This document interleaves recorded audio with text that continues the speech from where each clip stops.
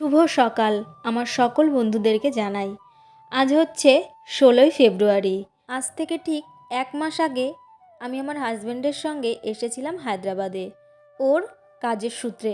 তো কিছুদিন এখানে আমি থেকেছি, মোটামুটি 1 মাস। কিন্তু আজকে আমি একাই যাচ্ছি ফ্লাইটে। তো যাই হোক বন্ধুরা, ও কিছুদিন আগে আমার টিকিটটা কেটে দিয়েছে আর আজকে হচ্ছে সেই দিন বাড়ি ফেরার। তো চলো সকাল সকাল রেডি হয়ে গেছি আর এখন কিন্তু ওয়েট করছি দাদার জন্য, মানে আমার ভাসুর হয়। তো দাদা, আমি আর আমার হাজবেন্ড, আর একজন আছে সেও দাদা হয় সম্পর্কে।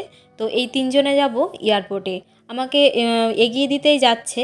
তো এয়ারপোর্টের ভিতরে তো ওদেরকে ঢুকতে দেবে না, আমার একাই ঢুকতে হবে। তো দেখো, বলতে বলতে কিন্তু আমরা বেরিয়েও পড়েছি।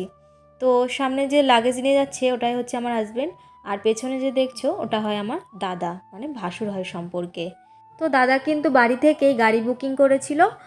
কিভাবে করতে হয় সেটার প্রসেসগুলো আমি জানি না। তো যাই হোক, দেখো বন্ধুরা, বলতে বলতে কিন্তু আমরা গাড়িতে উঠে পড়েছি আর বলতে বলতে কিন্তু আমি এয়ারপোর্টের ভেতরেও ঢুকে পড়েছি। তো আমার বোর্ডিং পাস নেওয়া, চেকিং করা, সিকিউরিটি চেকিং সব কিছুই কিন্তু আমার কমপ্লিট। আমার বোর্ডিং পাসে ছিল 15 নম্বর গেটে দাঁড়ানো। তো দেখো, বলতে বলতে কিন্তু আমি ঢুকে পড়েছি প্লেনের প্রবেশদ্বারের মধ্যে। তো দেখো বন্ধুরা, এই ফার্স্ট টাইম আমার প্লেন জার্নি। কখনো এর আগে আমি প্লেনে উঠিনি।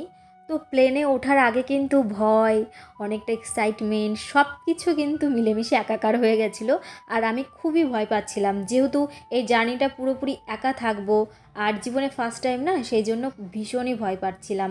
তো যাই হোক, আমার হাজব্যান্ড আমাকে অনেক বুঝিয়েছে যে তোমার কোনো ভয় নেই, ওখানে অনেকে রয়েছে তোমার মতো, যাত্রীরা অনেকে রয়েছে, কোনো ভয় করবে না।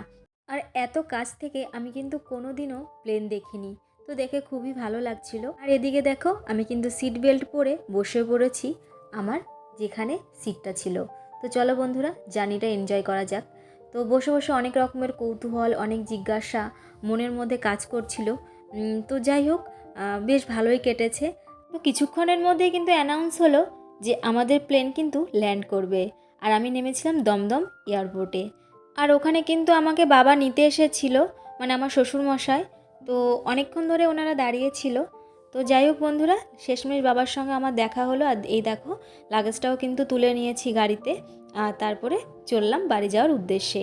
আর বাবা কিন্তু আমাকে একটা কেকও কিনে দিয়েছিল, তো সেটাই আমি খেয়ে নিচ্ছিলাম। তো যাই হোক বন্ধুরা, আজকের ভিডিওটা কিন্তু বেশি বড় করছি না, কারণ খুব টায়ার্ড হয়ে রয়েছি। ভিডিওটি এখানেই শেষ করব আর খুব তাড়াতাড়ি তোমাদের জন্য নতুন ভিডিও নিয়ে আসছি।